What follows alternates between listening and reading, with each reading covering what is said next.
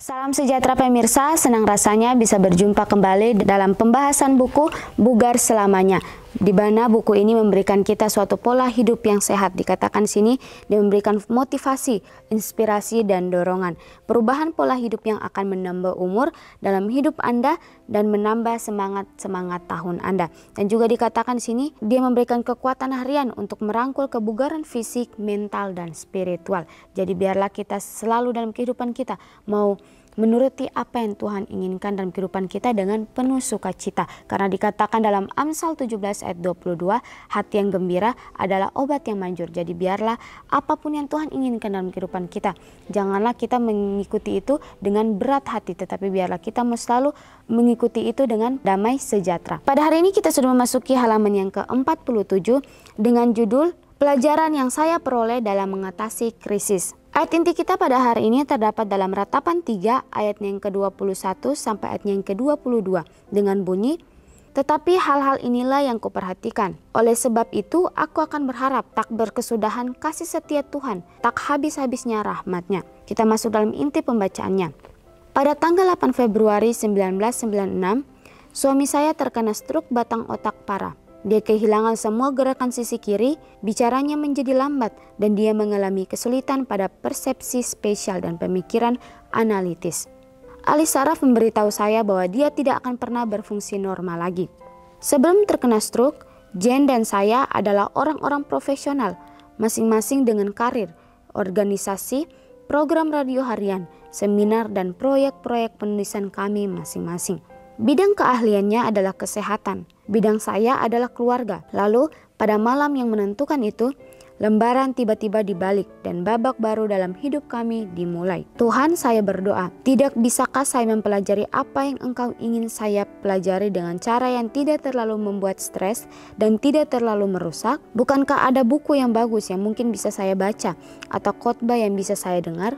Dan jawaban Tuhan datang, cukuplah kasih karuniaku bagimu. Saya harap pelajaran tentang kehidupan, cinta, dan hubungan yang telah saya pelajari akan memberi Anda perspektif dan keberanian. Inilah 7 pelajaran teratas. Jadi bagaimana pelajaran ini memberikan kita suatu inspirasi kembali. Dari cerita ini menceritakan ada sepasang suami istri pada tanggal 8 Februari 1996 mereka mengalami musibah yang sangat-sangat besar. Dikatakan di sini Jen mempunyai suami yang dimana dikatakan dia terkena stroke batang otak parah dan dia kehilangan semua gerakan sisi kirinya, dan suami Jen menjadi lambat untuk berbicara, dan dikatakan juga dia mengalami kesulitan pada persepsi spesial dan pemikiran analitis. Dan juga dikatakan bahwa ahli saraf memberitahukan kepada Jen bahwa dikatakan bahwa suaminya tidak akan pernah berfungsi normal kembali. Dan di sini juga dikatakan bahwa sebelum stroke, Jen dan suaminya adalah orang-orang yang sangat profesional, mempunyai karir mereka masing-masing. Mereka mempunyai organisasi, program radio harian, seminar, dan proyek-proyek penulisan mereka masing-masing.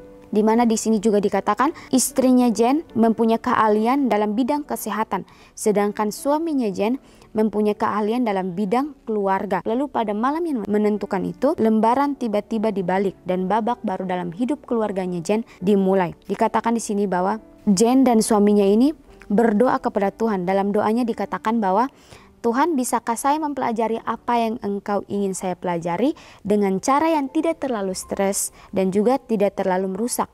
Bukankah ada buku yang bagus yang mungkin bisa saya baca atau khotbah yang bisa saya dengar? Dan di sini juga dikatakan bahwa dan jawaban Tuhan datang kepada Jen dan suaminya. Dikatakan, cukuplah kasih karuniaku bagimu. Ya, pelajaran demi pelajaran boleh kita dengar pada hari ini, dan biarlah jangan kita dengar saja, tetapi biarlah kita melakukan itu dalam kehidupan kita hari demi hari. Pelajaran ini mengingatkan kita kembali bagaimana kasih karunia yang sudah Tuhan berikan dalam kehidupan kita. Peringatan demi peringatan yang sudah Tuhan berikan dalam kehidupan kita. Tetapi sebagai manusia, kita selalu melalaikan apa yang Tuhan perintahkan kepada kita. Kita selalu melalaikan akan suara Tuhan, sehingga dikatakan di sini bahwa kita akan menjadi seperti Jen dan suaminya. Mungkin sering sudah diingatkan oleh Tuhan, mereka berdua sudah sering ditegur oleh Tuhan, tetapi mereka selalu mengabaikan apa yang Tuhan berikan kepada mereka. Mereka selalu mengabaikan akan suara Tuhan, akan panggilan Tuhan. Sehingga di sini mereka mempunyai tantangan yang sangat luar biasa dalam kehidupan mereka. Tetapi bagaimana? Mereka datang kepada Tuhan, mereka berdoa sesuai dengan keinginan mereka. Mereka menanyakan sesuai dengan kehendak mereka sendiri, sehingga dikatakan bahwa Tuhan mempunyai jawaban yang sangat luar biasa. Dikatakan di sini, cukuplah kasih karunia Tuhan bagi mereka berdua. Jadi pelajaran demi pelajaran sudah kita terima. Janganlah kita pernah melalaikan akan kasih karunia Tuhan itu. Karena Tuhan memberikan kita pilihan demi pilihan. Tuhan tidak pernah memaksa kita untuk mengikuti apa yang Tuhan inginkan. Tetapi bagaimana pilihan demi pilihan kita sudah terima. Kebebasan demi kebebasan Tuhan berikan dalam kehidupan kita. Asalkan kita melakukan itu dengan sebaik-baiknya. Dan juga dikatakan bahwa saya harap pelajaran tentang kehidupan cinta dan hubungan yang telah saya pelajari akan memberi Anda perspektif dan keberanian. Inilah 7 pelajaran teratas. Pelajaran pertama dikatakan, tidak ada yang abadi. Puji Tuhan, Dia telah berjanji untuk menjadikan segala sesuatu baru. Pelajaran yang kedua, hubungan lebih penting daripada produktivitas. Alangkah baiknya jika suaminya bisa memperbaiki peralatan rumah tangga, sepeda, dan berenang sebagaimana dia dulu melakukannya. Tetapi itu tidaklah harus demikian. Yang terpenting adalah cinta kita, dan itu telah tumbuh menjadi lebih kuat. Jadi pelajaran yang pertama, kembali kita umat manusia diingatkan, ditegur kembali. Dikatakan bahwa tidak ada yang abadi dalam kehidupan kita.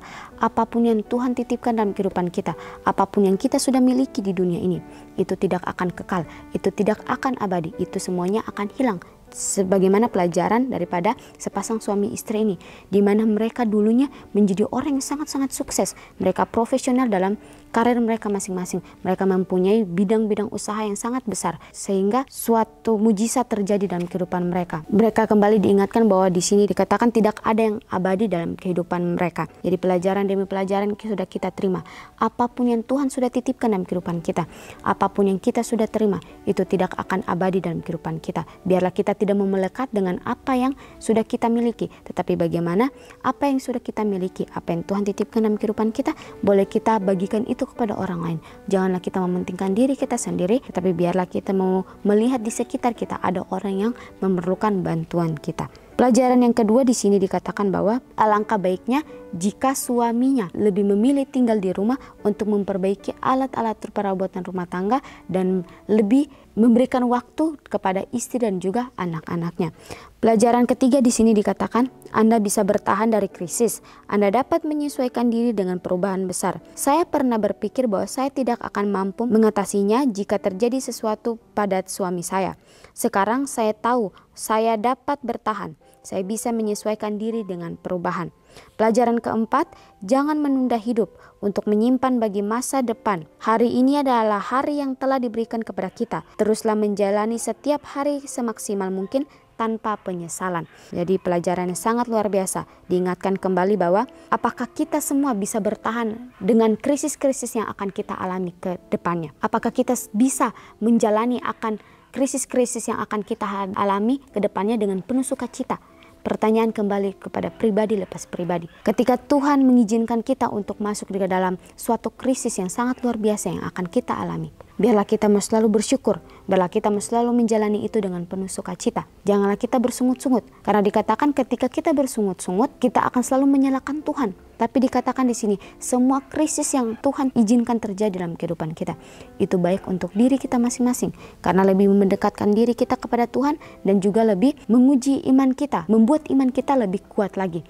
Jadi apapun yang Tuhan titipkan dalam kehidupan kita, jadi apapun yang Tuhan izinkan terjadi dalam kehidupan kita, biarlah kita menjalani itu dengan penuh sukacita. Walaupun itu berat sebagai manusia, katakan, tetapi krisis yang saya hadapi ini terlalu berat. Semua krisis yang dalam kehidupan kita memang berat, tetapi Tuhan memberikan kita suatu pengharapan kembali.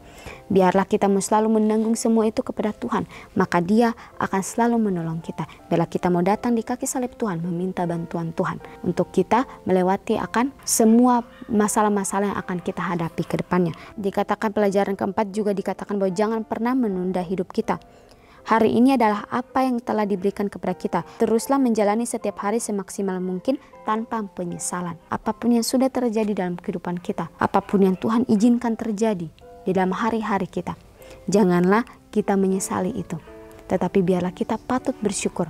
Karena dengan bersyukur itulah kita tidak akan pernah bersungut-sungut. Karena dengan bersyukur itulah kita akan menjalani semuanya dengan penuh sukacita. Dan juga dikatakan, hiduplah untuk hari ini, jangan khawatir tentang masa depan, tetapi teruslah bermimpi. Mimpi membuat harapan tetap hidup, dan harapan adalah teman yang akan disambut dengan baik di masa-masa sulit. Pelajaran ke-6 dikatakan, ada kuasa yang luar biasa dalam doa. Dalam beberapa menit sesudah suami saya stroke, rantai doa dibentuk di seluruh dunia atas namanya.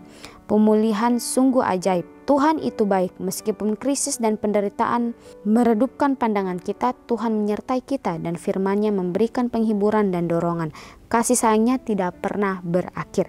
Jadi sangat luar biasa diingatkan kembali kepada kita. Kasih sayangnya Tuhan tidak akan pernah berakhir kepada kita.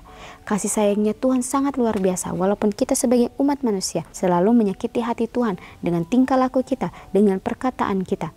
Tetapi di sini dikatakan Tuhan mempunyai kasih yang sangat luar biasa. Sehingga dikatakan kasih sayangnya Tuhan tidak akan pernah berakhir. Dan juga dikatakan bahwa janganlah kita pernah khawatir akan masa depan kita. Janganlah kita pernah khawatir tentang masa depan yang akan kita jalani. Tetapi biarlah kita serahkan itu kepada Tuhan. Biarlah Tuhan yang selalu berproses dalam kehidupan kita. Dan juga dikatakan ada kuasa yang luar biasa di dalam doa. Biarlah kita selalu juga berdoa kepada Tuhan. Sesulit apapun masalah yang kita hadapi, jika kita menyerahkan itu kepada Tuhan, maka semuanya akan menjadi ringan. Karena kita sudah serahkan itu. Karena kita sudah meminta Tuhan untuk membantu kita, untuk menjalani akan setiap proses-proses kehidupan yang kita jalani. Dan juga dikatakan bahwa meskipun krisis dan penderitaan meredupkan pandangan suami istri ini, tetapi di mana mereka mempunyai Tuhan yang sangat luar biasa, sehingga dikatakan Tuhan tetap menyertai mereka dan mereka mempunyai penghiburan dan dorongan. Kasih sayangnya Tuhan tidak akan pernah berakhir. Jadi janganlah ketika kita masuk dalam suatu krisis kehidupan, janganlah kita langsung menyalahkan Tuhan, tetapi bagaimana kita melihat akan penyertaan Tuhan sebelumnya kepada kita. Penyertaan yang sama juga Tuhan akan berikan dalam kehidupan kita. Janganlah kita takut, janganlah kita gentar untuk menghadapi akan setiap apapun yang Tuhan izinkan terjadi dalam kehidupan kita. Tetapi biarlah kita mau bersyukur, karena dengan bersyukur itulah kita akan melewati setiap masalah kehidupan kita dengan penuh sukacita dan damai sejahtera. Berterima kasihlah kepada Tuhan karena kasih sayangnya yang tidak pernah berakhir. Pelajaran demi pelajaran, biarlah kita boleh dengar dan biarlah kita tidak dengar saja, tetapi bagaimana kita menghidupkan itu dalam kehidupan kita masing-masing. Ya baik pemirsa, mungkin ini saja pelajaran yang saya dapat bahas pada hari ini. Kita akan berjumpa kembali di dalam pembahasan-pembahasan berikutnya. Salam sejahtera dan Tuhan memberkati kita semua.